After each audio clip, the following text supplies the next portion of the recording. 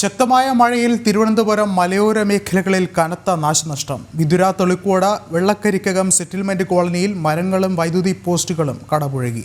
അഗ്നിശമന സേന സ്ഥലത്തെത്തി മരങ്ങൾ മുറിച്ചു മാറ്റുകയായിരുന്നു. വൈദ്യുതി ബന്ധം പൂർണ്ണമായും നിലച്ചതോടെ പ്രദേശം ഇരുട്ടിലായി. ലൈഫ് പദ്ധതി 2014-13 കിട്ടിയ വീടാണ്. ഇപ്പം ഇതാണല്ലോ വീടിൻ്റെ അവസ്ഥയാണല്ലോ. വീടിൻ്റെ വളർത്തി കോട്ടക്കുണാവ് മൂടോടെ ഇന്നത്തെ ഈ വീടോടെ വീണ് സൺഷേഡ് ഫുള്ളായിട്ട് അങ്ങ് പോയി. വീട്ടിൽ ആരും ഇല്ലായിരുന്നു. ഒരു മരണാവശ്യമായിട്ടുണ്ട്.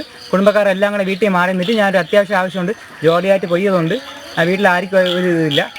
പിന്നെ ആണ്ട് ഷീഡെല്ലാം പോയി, ഷെയ്ഡെല്ലാം പോയി, മരമെല്ലാം വീണ് ഫുള്ളായിട്ട് ഷെയ്ഡ് പോയി.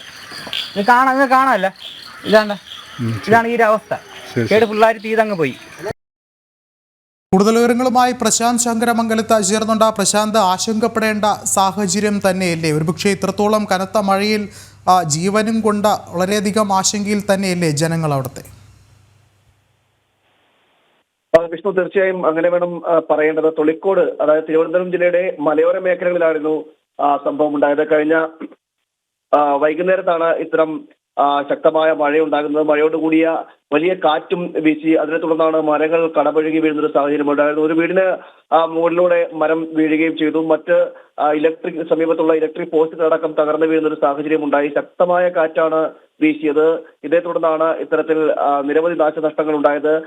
ഭാഗ്യത്തിനാണ് ആ വീട്ടിൽ ആളില്ലാതെ പോയത്. അതുകൊണ്ട് തന്നെയാണ് ജീവന് ആപത്തൊന്നും ഉണ്ടാകാതെ പോയി എന്നാണ് ഇപ്പോൾ ആശ്വാസമായി പറയാനുള്ളത്. എന്തായാലും ശക്തമായ മഴയെ തുടർന്നാണ് ഇത്തരം ഈ മരങ്ങൾ കടപുഴകി വീഴുകയും ഇലക്ട്രിക് പോസ്റ്റുകൾ തകർന്നു വീഴുന്ന ഒരു സാഹചര്യം ഉണ്ടായത്. മാത്രമല്ല, പ്രദേശത്ത് ഇപ്പോഴും ഈ രക്ഷാപ്രവർത്തനം, അതായത് ഫയർഫോഴ്സ് എത്തി മരം മുറിച്ചു നീക്കുന്ന അടക്കമുള്ള നടപടികൾ ചെയ്തുകൊണ്ടിരിക്കുകയാണെന്നാണ് മനസ്സിലാക്കാൻ കഴിയുന്നത്. അതോടൊപ്പം തന്നെ ഈ ഇലക്ട്രിക് വൈദ്യുതി ബന്ധം വിച്ഛേദിച്ചതോടുകൂടി പ്രദേശം മുഴുവനുമായി ഇരുട്ടിലായി. ഇത് തൊളിക്കോട് എന്ന് പറയുന്ന ഗ്രാമപഞ്ചായത്തിൽ വെള്ളരിക്കകം സെറ്റിൽമെന്റ് കോളനിയാണ്. വനവാസി സെറ്റിൽമെന്റ് കോളനിയോട് ചേർന്ന് കിടക്കുന്ന ഭാഗമാണ് ഈ പ്രദേശങ്ങളെല്ലാം.